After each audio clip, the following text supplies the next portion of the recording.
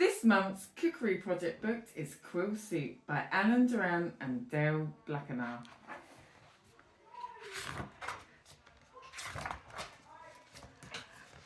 Noko the porcupine was hungry and tired.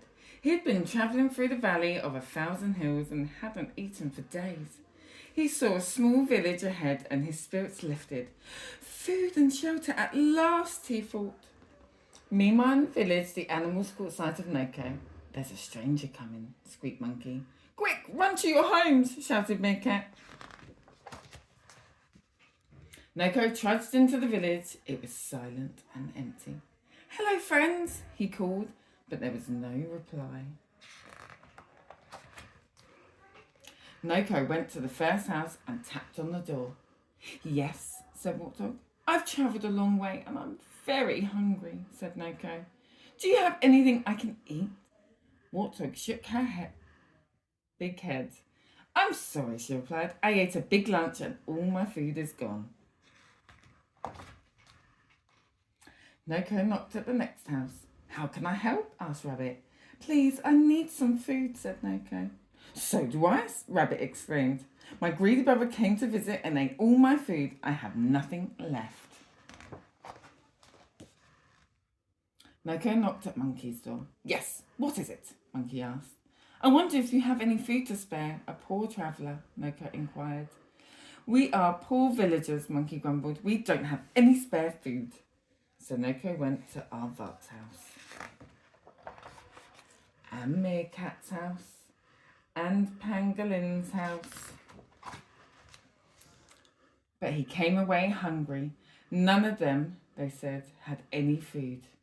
By this time, Noko was very tired and very hungry indeed, but his brain was as sharp as the quills on his back. He could see from the villagers' sleek coats and rounded bellies that they were lying.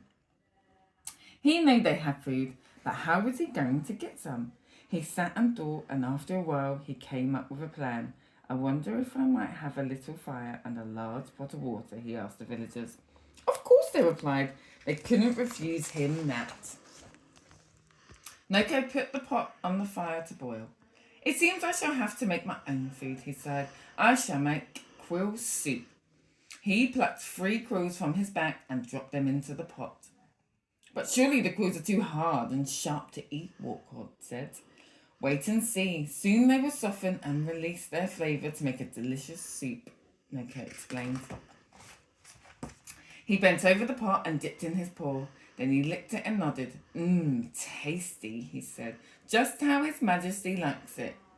You've met the Queen, squeaked Meerkat. Many times, said Noko casually. I always make him Quil soup. He loves it. Noko tasted the soup again. If only I had some carrots, he said ruefully. Rabbit's ears shot up.